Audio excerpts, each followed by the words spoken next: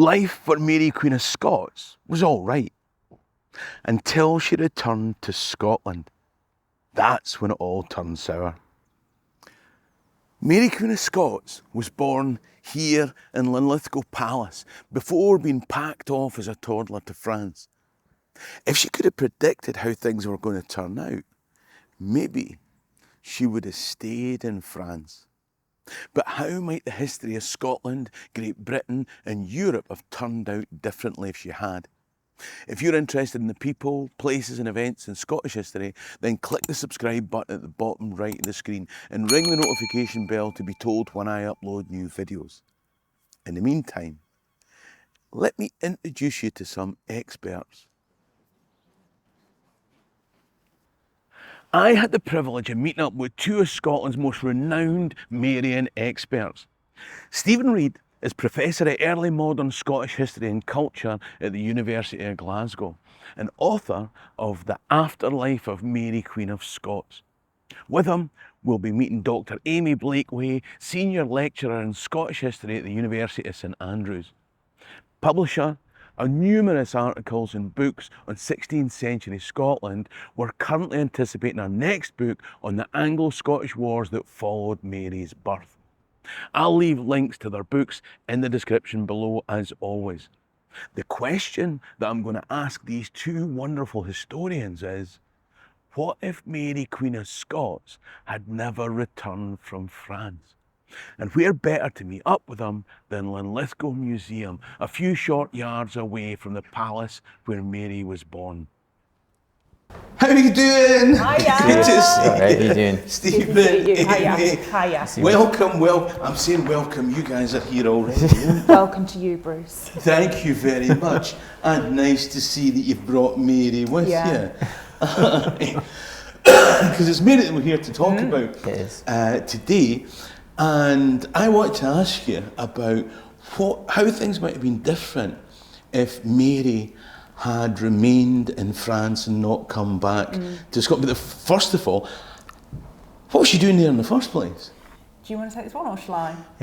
You can take it. Okay, all right, I'll do this one, yeah. So to understand why Mary's in France, we've got to go back to the circumstances of her birth. And we're filming in the Linlithgow Museum, so really there's no better place to talk about this.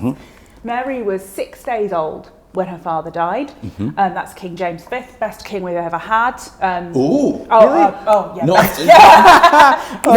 Controversy. Best king we've ever had. Better than his dad? Oh yeah, better than his dad, better than his grandson, better than any other better than king. his grandson, but Okay, yeah. Anyway, regardless of what people think about whether or not he was the best king, but he died when she was 6 days old, and this put Scotland in a really febrile, dangerous, difficult position. Yeah. Long story short, Scotland sucked into an extensive series of wars with England because James V was Henry VIII's nephew. And so that means the English have an interest in Scotland. They're concerned about who's ruling Scotland because that person might be ruling England. Also, Henry VIII sees an opportunity. Of course he does. He thinks, there's this wee baby girl ruling the Scots, I've got a young son myself, get them married, the woman will pass into the control of her husband according to early modern law. I'll get Scotland without the expense of a conquest. Yes. Royal weddings are cheaper than big wars. Yeah. Unfortunately for him, the Scots are not too keen on the idea, and this creates a really very bloody, extremely violent, extremely unpleasant conflict for a long time. Eventually, the French come in, they offer some financial support, they offer some military support, and in 1548 there's an agreement that basically they'll bankroll getting the English out of Scotland, and in return Mary is going to live in France, and she will in due course marry the Dauphin. That's the title for the heir to the French throne, the equivalent of the Prince of Wales basically. And so that's why she's there. Off she goes on ship from Dumbarton, small sort of core of retainers and people to look after her around her. And the plan is she's going to be staying in France from then on. In preparation for ultimately becoming Queen of France. Yeah, absolutely. And now I've heard some talk about the marriage treaty and there being two different marriage treaties between. What's going on there? So, do you want me to take this one? You go on, yeah. Well, so there's 2 tracks to the marriage treaty that comes in 1558. There's the public negotiations that go on with the Scottish ambassadors who come, and they are reassured that Scotland's territory and sovereignty will be respected, and that if anything should happen to the marriage between Francis and Mary, that would be respected. But meanwhile, Mary has herself, at the insistence of her Guise family and her soon-to-be father-in-law Henry II, signed a series of secret clauses that have... How old is Mary when Mary would be, at this point, what would she be? She'd be 1542, 1558, she'd be just 16, 15 or 16, so just our marriage point. So this 16-year-old lassie has taken it upon herself, although persuaded by her in-laws and her uncle, uncle and all that, they've gone, see that marriage treaty with Scotland, guarantee and everything, all that. Don't you worry about that. Come here and all right. So exactly. So it's and again, Mary signs this. Again, you could question why she does that, but again, it could be she's thinking about her family and her dynasty and the broader connections she's got.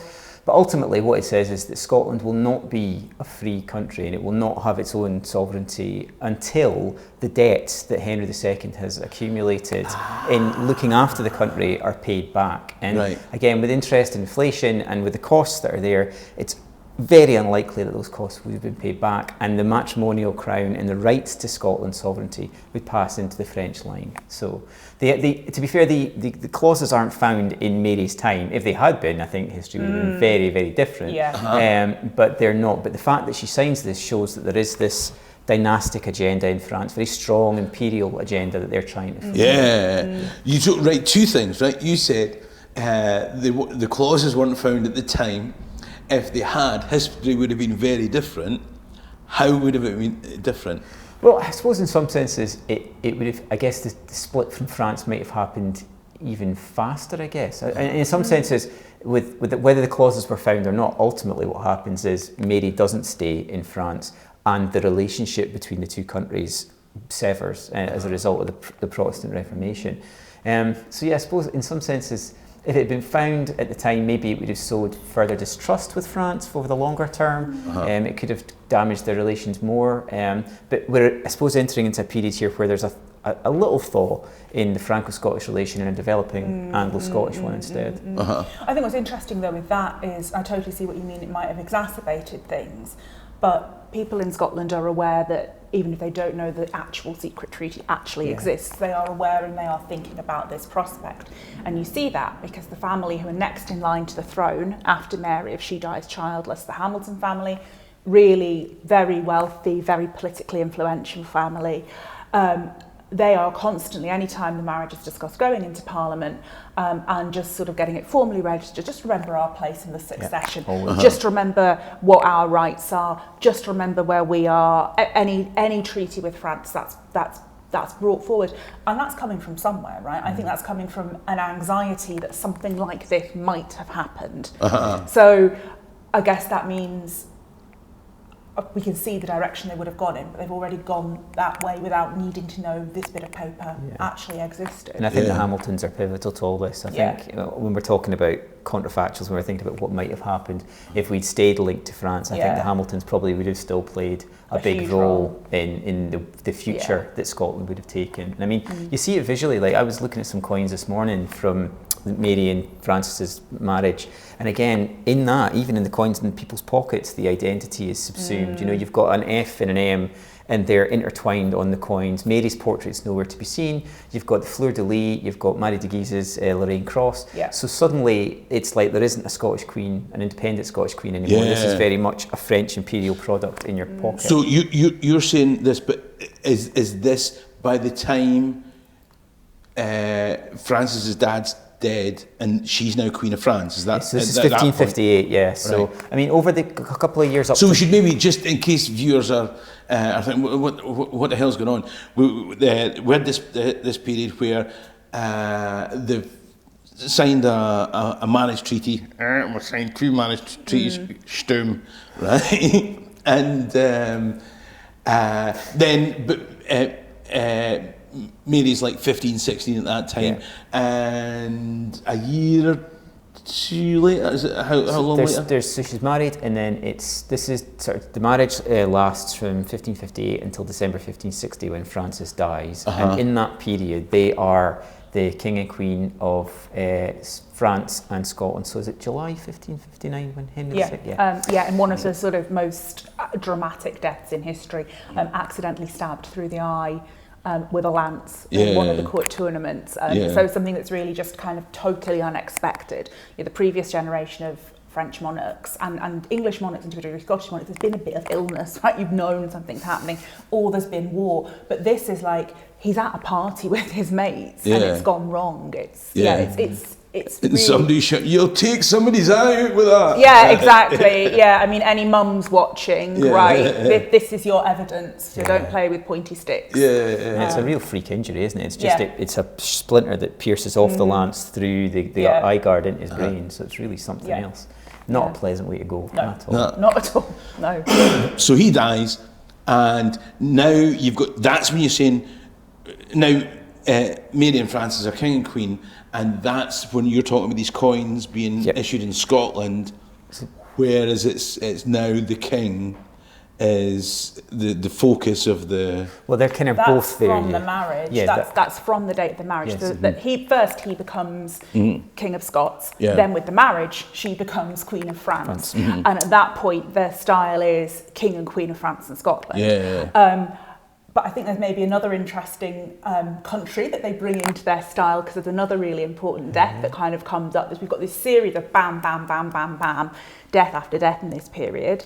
And when we've got the death of Mary Tudor, Queen of England, Mary and Francis start using the style of England as well. So their heraldry, so that's their coat of arms and stuff. It's not just Scotland, France, it's England and Ireland, and the English also claim to be kings of France. They've got double France in there, but they're claiming the style of king and queen of England as well. And that's really crucial, because that's making a big enemy of the new Queen of England, Elizabeth I. And she's a different religion to them, she's a Protestant. So they're really kind of setting up a very kind of aggressive, assertive foreign policy position at that point. And the English are worried, because the English have just lost their last territory in France. Up till this point, the English had Calais. That was the last bit of the medieval English-French Empire. So the English have lost Calais, bam, and now all of a sudden, this Franco-Scottish dynastic alliance is Mary's claiming her rights through her father, through her grandmother, Margaret Tudor, Henry VIII's big sister, that she's Queen of England as well. So it's and Mary Tudor has been Catholic. And now it's a switch. So there's been a switch from her brother, Edward, who Protestant, to Catholic. The English are worried about, hold on, we've got all these Catholics here, and they might be quite happy with the whole, So that must have been squeaky bum time. I think that exactly. And I think it's that, there's always been there's been dynastic tension between the English and Scottish monarchies for a long, long time. In the 16th century, what makes it such an exciting and new period to the study, I think, is the way in which that's cut through with this new free sort of excitement about the religious division as well. And I think we're really seeing kind of in that moment, and they're really not subtle about this. They get a whole new silver dinner service made up with this new heraldry on it. English ambassador comes. What do you think he served his dinner off? That really sets up the relationship that Mary and Elizabeth are going to have, the next few decades, as long as she lives. Because Mary doesn't anticipate that she's going to come back to Scotland. At that point, you know what I mean? And you've got the power of France and Scotland together backdoor, which is exactly what the English worry about all the time. Exactly, This is the English worst nightmare come to life, like it's happening now. But that doesn't happen because Francis dies. The question then becomes, what if he didn't die? And B, what if he died but they'd had children? I think if he didn't die, we'd be having this interview in French. Do you think so? Do you think so? I think it's no, I don't know. Maybe not. I think that. I love that idea. I think On peut le faire peut-être si tu veux. Si tu veux. I think in all seriousness, I think that had Francis not died, the big question would have been, and this is something where you kind of get into the really sort of how much money does France actually have at this point, right? Those war debts that Henry II was that drove this secret treaty. Yeah. France it's much wealthier than Scotland, it's much wealthier than England. It's still got it's carrying massive war debts from the Scottish War and from subsequent campaigns with other powers after that. I think if there had been enough money in the coffers where they thought they could actually have invaded and taken England, then there is a possibility that a Valois Stuart monarchy would have launched an invasion of England from the south coast, from the border. Ireland is still very strongly Catholic at this point. If they could have raised rebellion in Ireland, which is something Henry II talks about. And I think when we think about these counterfactuals, these things that didn't happen, it's nice to think about what contemporaries thought might have happened or what they tried at other points. And so we know that the French monarchy thinks constantly, can we raise the Catholics in Ireland? So I think, had there been enough money, if they'd been able to get maybe papal support, they'd been able to present it as a crusade, I think there is a good chance that the Valois Stuart monarchy would have successfully conquered England.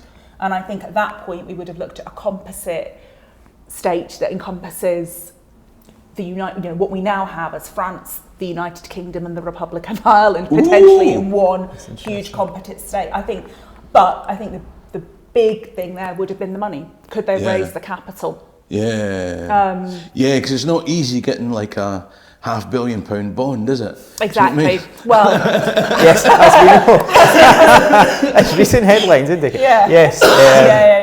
No, I quite like that. I like that geopolitical kind of survey, thinking about that in the broad. But I think what you might have found is, I think that obviously you've got the cultural forces of Scotland where there's Protestantism developing, and you've got the dynastic issue of the Hamiltons. And I think already there were tensions, even with Francis dying, there are tensions about where Scotland sits in alliance with other countries. And I wonder if the Valois had invaded England and had created a kind of extension of the Valois dynasty around every other part of the British Isles, would the Hamiltons then possibly have turned things on their head and said, we're going to be the independent Protestant republic within the British Isles, and we'll be the holdout, and to hold away from the rest of them? And I certainly think that the Hamiltons wouldn't have taken, even if Francis and Mary had stayed and had a strong dynastic line develop. I think in part in the 1550s at least, they're always thinking we're a heartbeat away and something could change. 100%. And if that had been the case, if the line had become solidified, they would have looked for every opportunity, I think, to try and change that. At the same time, though, I mean, I think that the Hamiltons are not this sort of second family in Scotland. They're aware that they'd need a huge amount of support from the rest of the Scottish polity for that. And I think they're aware that's not something they always have. And at this point, religiously, the family is divided.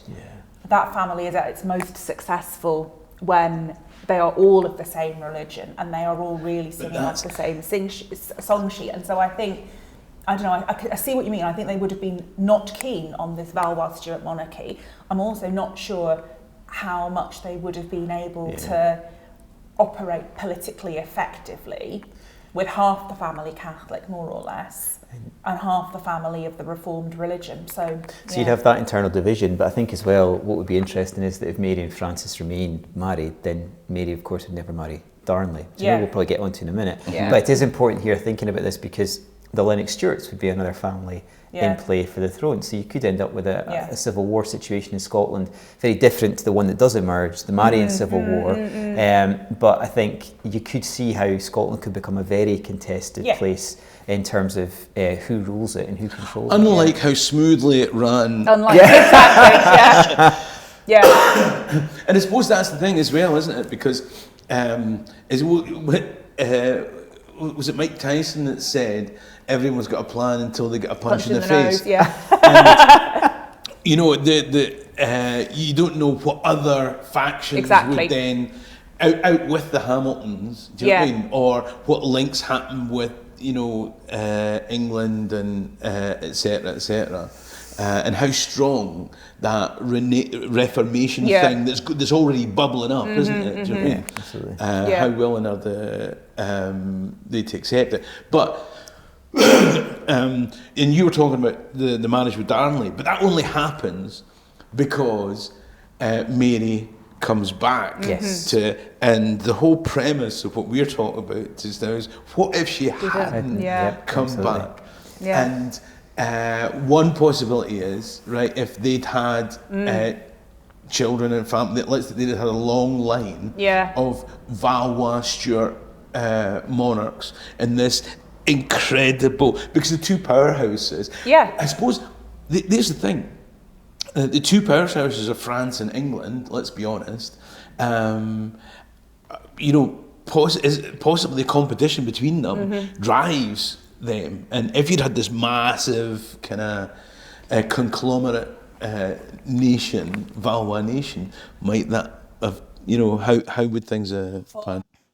Sorry to stop the discussion there, but the receiver for Amy and Stephen's microphones switched off, so there's going to be a slight change in sound.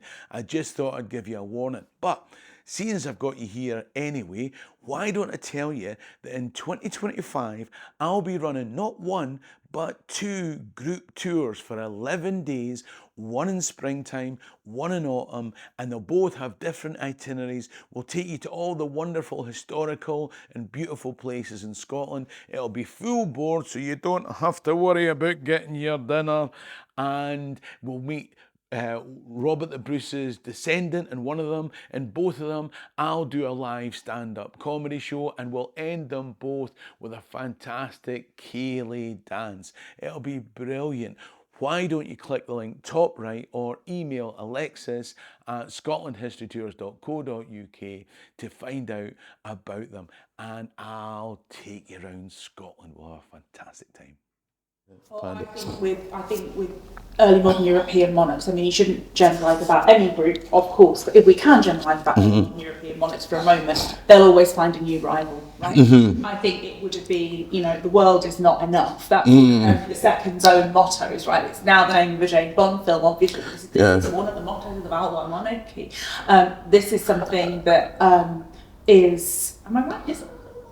Yes. I think it's like until we fill the whole world. Yeah, it's something, but it's can't wait to use that. So I think Madam Moneypenny.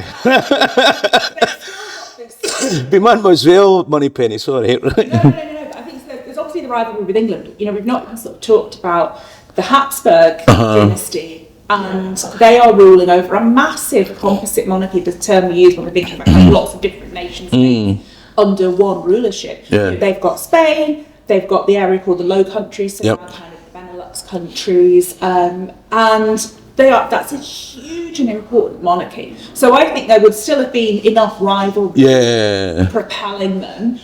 What I think actually would have made a huge amount of difference is that it would have closed off any concern about internal borders. Again, we keep on coming back to this money issue.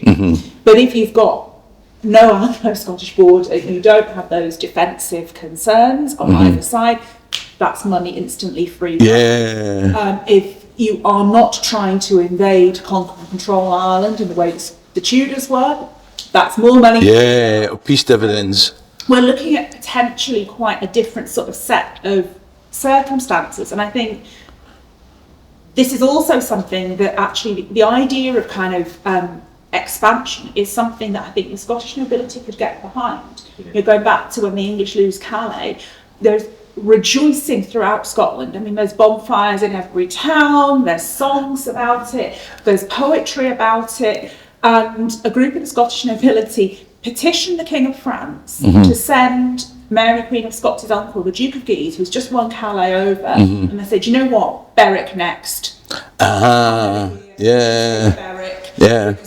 The English only won Berwick back in the 15th century. So I think there is an appetite for expansion amongst the Scottish nobility. So I think if the Valois Stuart monarchy could provide those opportunities for expansion, for enrichment, and for enrichment and for patronage, and all of a sudden, the trough they're all trying to stick their nose in got bigger, I think they could have contented an awful lot of them. I suppose at the same time, if thinking again about what you were saying earlier about geopolitics, the idea that if would the Habsburg let this kind of expansion go unchecked? Yeah. No, they wouldn't. They've got dynastic claims on England as well. The papacy would become far more central to this. And you would think that, okay, Philip, as we know in the history that we know, Philip does challenge Elizabeth's control of England and does challenge it through the Armada and all the other associated that tries to remove Elizabeth from the throne. You can imagine that contest would shift. Yeah. The influence around it would shift to who can court the papacy, who can get the support of the other leading power that you've got in mainland Europe, and again creating a completely different sort of inter-house conflict. Absolutely. I think again that's something where the island of Ireland would have been really crucial, because when Irish lords petition either Henry II or previously James V, will you be our king? The contingency is always if you get papal permission. English claim to Ireland originates in a papal grant, allegedly. That's where they're kind of founding that on.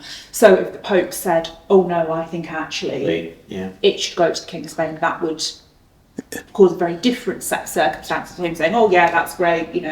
Mary Francis, you're good Catholics. It's right next door. Why not?" Yeah. I think that's the thing with all of these different sort of, it could all just turn on the sixpence. And there's many different possibilities. Now the other thing is, of course, that now Francis does die, but at that point, Mary didn't have to come back, or did she? Did she? Did, yeah. I think at that point, Catherine de Medici she was not happy. So Catherine de Medici, Francis's mum, she's from a powerful Italian family.